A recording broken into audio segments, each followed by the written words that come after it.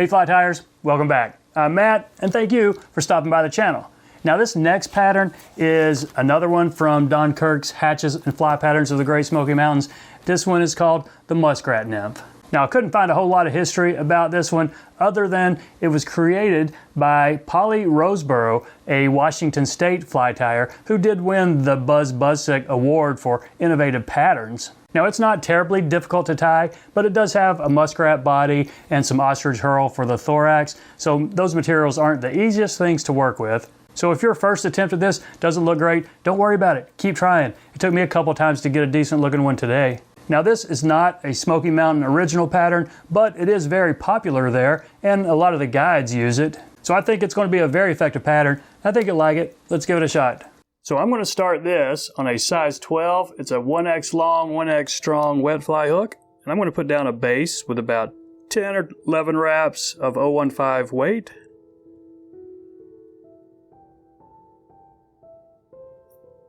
So about half of a hook body.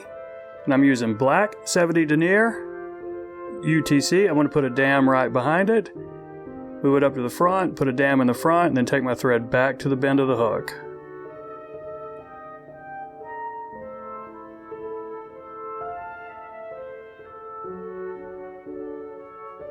Now we're ready for the tail. And the tail on this guy has two parts. The under part of it is just some dark brown or black soft hackle. If you've got a spade fiber, spade hackle, that'll probably work best. If not, just take any of your dark soft hackle and pull out about 10 or 12 fibers and catch in the tail about a hook gap in length. I'm going to put 2 wraps there and check that. I think that's going to be fine right there. I'll bury this in up to the weight. Now snip this excess off.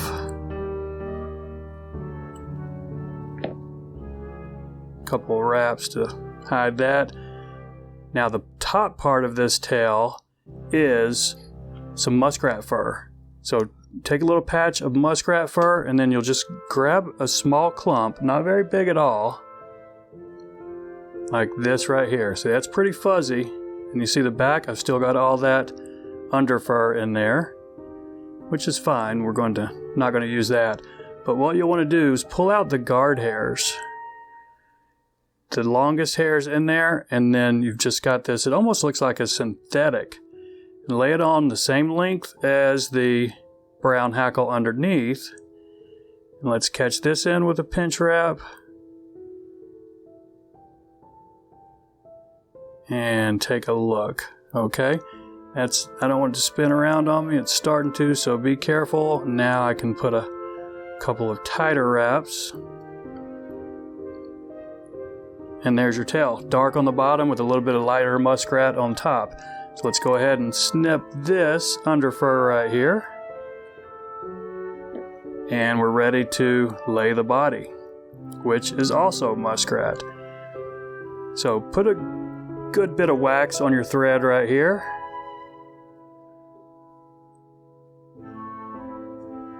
And just what I do with this muskrat when I'm making dubbing out of it, I'll just cut a pinch just like I did for the tail and then pull as many of the guard hairs out as I can, then roll it around in the palm of my hand with my finger till you get just the gray, maybe a little bit of brown in here. And you'll want to just touch dub this on here.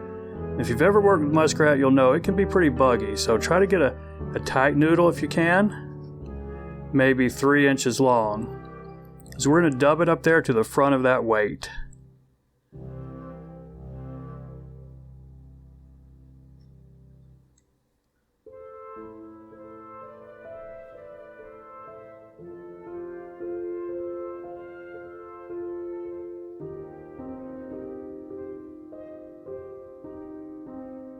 Okay, I still need a little bit more.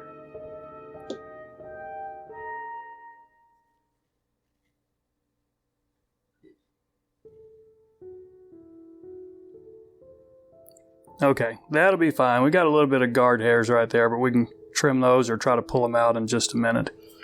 So for the thorax, it's black ostrich herl. Now, ostrich herl might be a little thinner than peacock herl, but it's not quite as brittle. And it'll have a thin end. That's the thin end right there. And then it'll have a thicker end. So I'm going to catch it in at the thick end. And then take it back to the body and leave a little bit of space. We're going to put about 6 or 7 wraps if we can get them. So just take your time and get them right up next to that body, and then maybe 6 wraps if you can get them, one right in front of the other.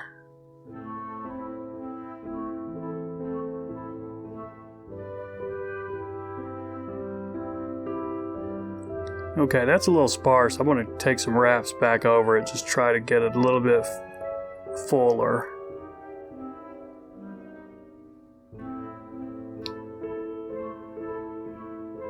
Okay, that was probably a little bit more than 6 or 7 wraps, but it'll be fine. So go ahead and snip this off. I'm going to pull these back a little bit. Get our base ready for, you know what, I'm going to go ahead and snip this guard hair off. That one was not coming out. Okay, now let's tie in our throat. Just flip your hook over, and I'm using black strong saddle hackle, maybe 15 fibers of this. Doesn't have to be long, just maybe to the hook point, maybe a little bit less. So I'm going to catch this in with pinch wrap right here. And get it situated before I really lock it in. I pulled that too short, so if that happens, you can just back it off and try again. Okay. There we go. That's going to be enough. I might need to make it as long as all the way to the hook point right here.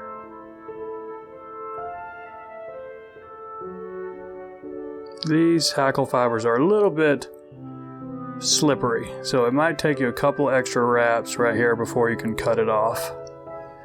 But when you got it secured in well enough that it's not going to go anywhere, just lift these up gently. Don't pull them or you might pull them out.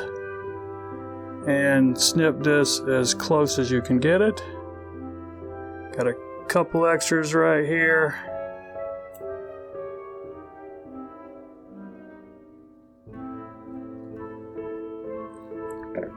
Now what you might want to do if your throat is not laying how you want, you can put a wrap right up under those, but I think those legs are fine right there. I could go ahead and whip finish this as is, but I kind of like my nymphs to have a little bit bigger of a head, so I'm going to put some more thread wraps right here and build a head.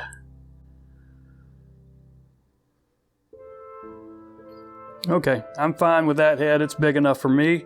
Let's put a whip finish on this. 4 or 5 turns. And then a nice big drop of head cement or UV resin, however you like to finish your flies. Snip that off. A little bit of cleanup. We got a little bit of fuzz on that body we could probably take care of. But that's it. Muskrat nymph. Pretty simple pattern. Can be very effective. So I appreciate you watching, my friends. Y'all take care, and we'll see you next time.